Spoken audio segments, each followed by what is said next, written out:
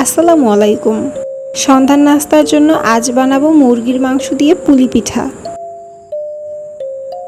এজন্য আমি প্রথমে ছোট ছোট পিস করা মুরগির মাংস আর আলু নিয়ে নিচ্ছি। একটা ফ্রাই প্যানে তেল গরম করে তাতে কিছু জিরা ভেজে নিচ্ছি।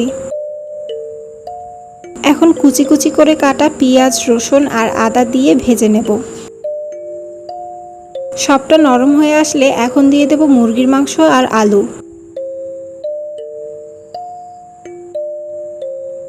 এরপরে মরিচ গুঁড়া, হলুদ গুঁড়া, গরম মশলা গুঁড়া আর লবণ দিয়ে কিছুক্ষণের জন্য কষিয়ে নেব।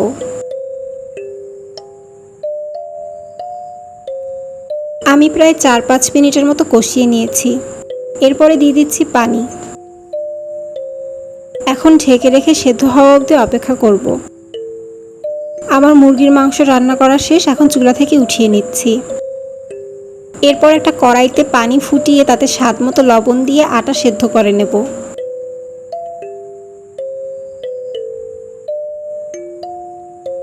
আটা সেদ্ধ হয়ে গেলে সেটা ঠান্ডা করে মেজে নেব। আমি রুটি মেকারে ছোট ছোট রুটি বানিয়ে তার মধ্যে রান্না করা মুরগির মাংস দিয়ে দিচ্ছি। এখন এভাবে ভাঁজ করে একটা বাটি দিয়ে কেটে নিচ্ছি। পিঠাটাকে এভাবে সুন্দর ভাঁজ করে নিচ্ছি। এখন ভেজে নেবার পালা।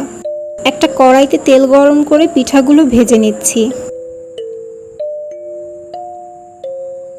তৈরি হয়ে গেল মুরগির মাংস দিয়ে মজাদার পুলি পিঠা।